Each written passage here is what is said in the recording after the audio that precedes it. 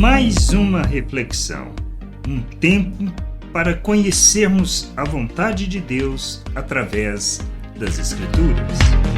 Bem-vindo a mais esta reflexão. Será que nós temos agido como os religiosos? É esta reflexão que a gente deve fazer. E a gente vê isso claramente, que ser religioso é uma prática antiga, não é algo novo. Algo que aconteceu na época de Jesus e antecedeu justamente a época que ele veio. E será que nós temos deixado passar as coisas que Deus tem falado como eles? E nós precisamos refletir sobre isso, pois se temos deixado, é sinal de que estamos talvez no caminho certo, mas na direção errada. E é isso que irá fazer a diferença nas nossas vidas e na vida das pessoas com quem nos relacionamos. Entendendo que o nosso papel é revelar o reino, cumprir a vontade de Deus e entender o que Deus tem nos falado.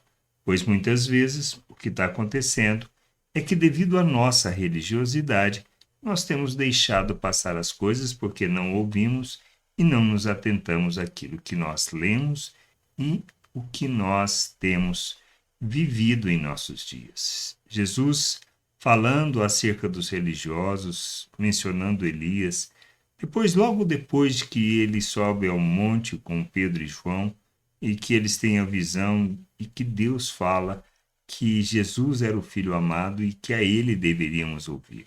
Diz assim lá em Mateus 17, 12 e 13. Eu, porém, lhes digo que Elias já veio, e não o reconheceram.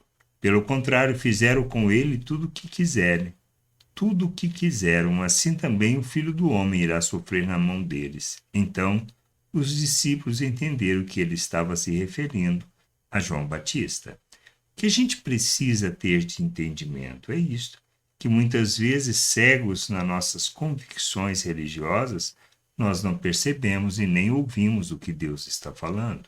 E nem muitas vezes a mensagem que nos é apresentada, porque estamos fechados nas nossas convicções e não estamos dispostos a ouvir aquilo que seja a vontade de Deus. O que a gente deve fazer?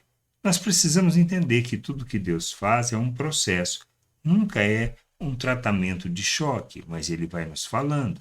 E nós, ao ouvirmos, ao percebermos aquilo que Ele fala, nós devemos caminhar na direção da sua vontade.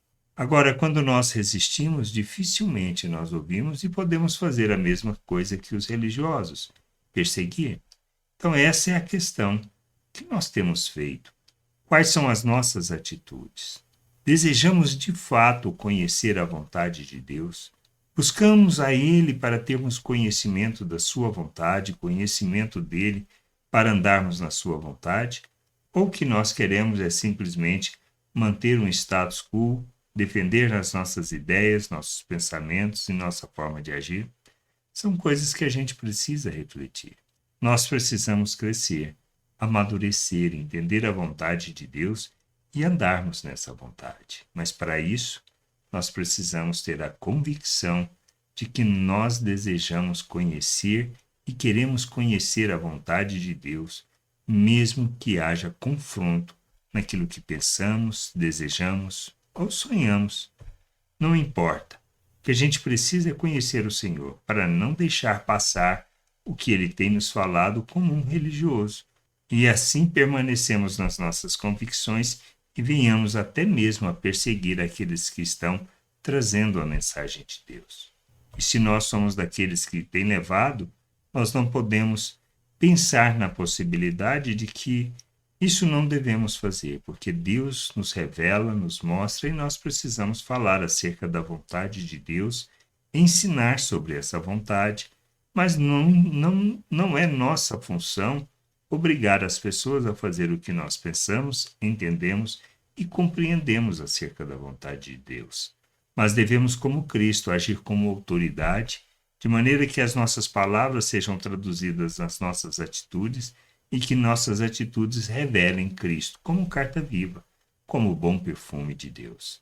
Que a gente revele a salvação, que sejamos sal neste mundo, sal, luz nesta terra, de maneira que as pessoas possam conhecer da vontade de Deus e assim, conhecendo, possam se converter, se arrepender e se converter ao Senhor.